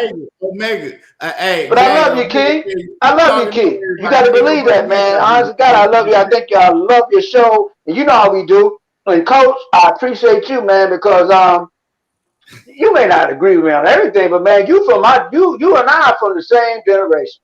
Daggone it, let's be real with it. Pay Martin pay Martin $1 million. James, we need to get James a channel, man. You need to get you need to get you a channel. We need to get you a channel because you got a whole lot to say. Thinking that way, you know that. They're not thinking. James, we need to set your channel up. We gonna build your channel. You got a whole lot to say. You got shit that you need to get off your chest, and you got a whole bunch of boxing knowledge. When we gonna get you the channel, James? Can you hear me? Yeah. When we gonna set you up a channel, James? Go off. Hey, James, man, we need to get James a channel for real. This shit, bro. And well, for real, he gonna be dropping content like crazy because he ain't gonna never run out of shit to say. Yeah, but that's real what we gonna build James a channel up, man. I showed Keith. That would be my fucking power move right there. The slickness, the left-handed, strong. Frank Martin strong, bro. You could see them motherfuckers be putting in work in that fucking gym, son. Yeah, I mean, I get what you're saying though, right, Coach? Ultraman, man, I appreciate you. Salute to you. I get what you're saying, right? But see, the thing about it is that's not gonna happen. You know, good so motherfucking well. They ain't got enough money to even pay Frank Martin to go and be no motherfucking sparring partner to help out Ryan Garcia. I mean, cats used to do that shit back in the day, but these young cats ain't moving like that. Not can they do a 2-round little sparring exposition? Hey, James came in this motherfucker talking. Hey, he came in this motherfucker already talking. Sorry, because y'all couldn't hear me before. You know why, Keon? I listened to you. I had that cord. The cord dropped out. See? Yeah. So I learned from you. Hey. I learned a lot from you, man. I will get rid of it. Hey, James, they talking about you got them Radio Shack headphones on. Well, hold up. Stand by. Oh, they're Sony. They're Sony. Oh, they're Sony. Man. My cord dropped out, and I was talking, and couldn't. I saw your mouth move and everything. I hope you heard. You couldn't hear me, but I tell you what, I enjoyed this show. And guess what, Keon? I keep saying the same thing. We're gonna take your show to the next level for some reason. We gonna get you a show. That's what we need to get you a show though, James. And guess what? James could bring it. You know that he's gonna bring it. You gonna bring. We need to get you a show. Like I said, man, you got a lot to say, and the people need to hear it. And guess what? I'll super chat myself. We definitely gonna go in there and show you support and love. Yeah, because I'm with it. James, it's people all through the chat saying that you need to get your channel. They ready to subscribe. It's about to happen, baby. Because James E. Kelly also in the studio recording music. James getting his public speaking together. James got a PhD. He got to finish 2 more classes. Pray for me, people. This ain't me bragging. This ain't me trying to get smarter. It's me trying to get better. Period. Because I got people, when I listen to your channel and Blue Blood channel and BFTB channel and Daggone Trill, I listen to everybody. KK, Coach, I listen to all of you. All of you very intelligent. Thank you for what you do for the Daggone boxing community. And yes, when James E. Kelly bring his Daggone commentary on, I'm bringing everybody that I've been involved with on. All of you. Hey, they said that James, your show need to be called James Gon' Bring It. Well, that's your name. Okay. James Gon' Bring It. And guess what? I am. And guess what? I'm smart enough to know I can call Key, I can call Coach, I can call BFTB, I can call Champside, I can call all Blue Blood, I can call all of you. And you guys will advise me because I support all of it. And I appreciate what you're doing. Hey, man, you too energetic not to have a show, man. It's gonna be entertaining. We waiting on it. Well, James, we waiting on it. And I'm gonna get it. And watch out, I'm gonna get it. Hey, Big Doe says, James, I want to link with you on some music. Let's do it. Music, James. Let's do it, because James got it, baby. Yes, sir. You got tuned in to James Gon' Bring It. James Gon' Bring It. That's the show name. James Gon' Bring It. And you know how you pump your bass up when you come on, Keon. I like what you got, by the way. I know it's Snoop, It's okay. It is Snoop. It is Snoop when you come on. I mean, you bring the radio. Nah, that ain't Snoop. That ain't Snoop. Then I'm off. Who is you way off? That's that's my family. It don't matter. He's a prodigy of Snoop. Now, anyway, sound like him. Bring it, samples. We know about that. But look, all jokes aside, I appreciate all of you, and I appreciate you saying that, Keon, man. And guess what? You just confirmed what I need to do. Thank you. James gonna bring it. That's it. That's it right there. And you know I'm serious. Pray with a name. The show to be called Damn, James. But see, that's a collaboration with me, Coach, and Keon. See, because the James gonna bring it. You know, that's it. James want to bring it straight to it. And guess what? If y'all didn't believe it, you wouldn't have said it. Now, what's wrong with Omega, man? Omega's silly ass. Omega's silly ass. Always saying some shit, man. What did he say about James? What? Omega ain't shit, man. What did he say, man? What, James? I want what? He say. Oh no, you ain't talking, James. Oh, I got it, James. I want a link with you on Music Family. Hey, we could do that. Come about music, inspirational, motivational. Yeah, bring it up. Next time you gotta come on here and let everybody hear your music. Look, man, when I come on here, I'm gonna bring my wife, my son, and we're gonna drop some serious lyrics on you. Oh, you gonna go live? Oh, you got a live band?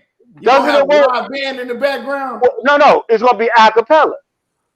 Oh, okay. Now, when it's a cappella, then you can say, okay, they got something. Don't throw your life away. James and the Three Tops. Well, wife and the son, James and James and the Two Tops. And then if I bring my daughter, the Two Tops. And guess what? They both sound better than me. Now, all right, we gonna be waiting. And Coach, you gonna be with it because it's gonna give you that old sound like the shoutouts and all that. Boop, boop, boop. Boop, boop, boop. Hey, Coach, look like you look like you get on one knee and shit. You get liquor in your sister. You get on one knee and they think you can sing and shit to Lanier. Coach look like he do that. Huh? You know she the one who can sing, bro. What? That motherfucking blow, boy. Oh yeah. She sure can sing. Your ass get some liquor in your sister. Can you sing? Voice like she do. Can you sing, Key? Nah, I don't do no singing. That's a lie. I don't believe it. I don't do no singing. Don't so rap. What you rap? I can hold a note. I don't do no singing. No. Well, hold a note and drop some knowledge on boxing. They say this really off the cuff. Yo, come on, yo, come on, bring it. Omega Red can sing his ass off though. That's okay. Omega Red can sing his ass off. When you hear my wife, y'all gonna jump out of your seat. We gonna have a battle of the wives. Now hold on. Now hold on. Oh, wait. I'm saying no. I'm saying Coach's wife. She can sing. She can sing her ass off too. For real. Dude, she probably know my wife. Now my wife be singing all over. Now I'm from Patterson, New Jersey, but I'm located in North Carolina. Where you at, Coach? I'm right now. I'm in Houston, but I live in New Orleans. That's okay. It don't matter with it, man. Look, I can find you, Keon. You said I thought I knew where you was from. I think I do, but just tell me. I'm in Arizona, but I'm from Arkansas. Are you in Phoenix? I'm from Arkansas. Well, guess what? I don't care if you're from Arkansas. I'm telling you right now, that's a blessing. You learn some things from Arkansas, and guess what else? You probably weren't born when the president became president from Arkansas. Anyway, look, but what part of Phoenix are you in? Are you in? I'm right up from Phoenix. Well, be advised. I'm a student of Grand Canyon University. Okay, yeah, I know where that's at. Word is bond, man. I got 1.5 more classes, man. I got to rock with my daggone argument of my topic, which is the well-being of adults formerly in foster care. Yeah. Okay, man. Salute to you, man. Salute to James Kelly. We ain't gonna let you off the hook. We wait for that channel to come. We wait for that motherfucking channel. We wait for the channel. It's coming. Because now I know you got me. Coach got me. You called BFTB, he got me. You called Trill. I don't know. Black be getting crazy sometimes, but I like Black. I like Black. But I know he got Queen up there, Queen CC, who's very intelligent, by the way. Love him. And then you got 78 Sports. Okay. Let them know James E. Kelly spoke. Black might get crazy on you, but it's all right. hey. Wearing pain. Now, I'm done. Yes, sir. Yes, sir. Coach, man, let me get your last word before we get up out of here. Hey, bro, you know what it is. Appreciate you having me on, Keith. Love a boxing and more, bro. Y'all be good. I'm holla at Yes, y'all. sir. Coach, I appreciate you, man. Thank you for being my age group, because I need you. I ain't lying. These young cats gonna jump on me. How old are you, James? But Coach, are you with me? How old are you, James? I'm 56. Yeah, you got me about 3 years. No, we're in the same generation. Let's stop it. Let's stop. We're in the same generation, baby. You take that to the BA and K. And Key, now Key, I'm gonna ask you something. I know you gotta go. Did you watch the movie? Which one was that? You don't know what I asked you to watch? You talking what movie? You talking about the movie Come on. From Hebrew? Elvis. Huh? Elvis. Oh, Elvis. You know what? You want to know something funny?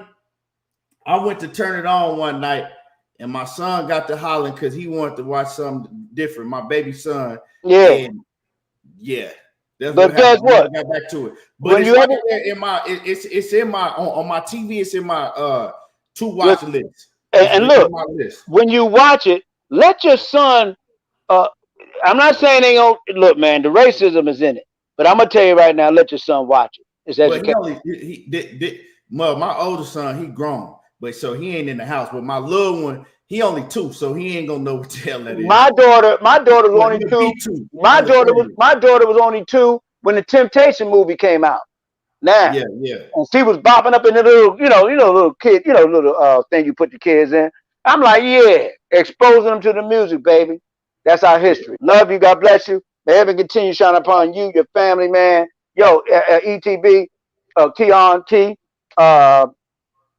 Thank you. Yeah. Appreciate you, James. We're gonna be looking forward to that channel, man. Well, at least you know I'm about you. I'm about you, the whole everybody that's doing this, man, because we got a lot of knuckleheads who think they know about boxing and they don't. But that's okay. We're here to teach them. Yes, sir. Yes, sir, James. Salute to you, man. I'll see you next time. God bless. Yes, sir. But yeah. Like I said, hell of a show. Yeah, I had a laugh. I see you big head ass Omega and talking about I was part of the Funky Mark and the Funky Bunch. Hey, man. Yeah. Let me see a big dose. Salute, man. Appreciate you, Jay Grant, Cassandra. Everybody speaks. Everybody in the building that came through. If you ain't hit the like button, smash on the like button. Hell of a show. William Old School, I see you. And we will be back tomorrow cooking. We will be back. I appreciate all of y'all. And y'all already know how I do. There you go, talking that boxing again. And we gone.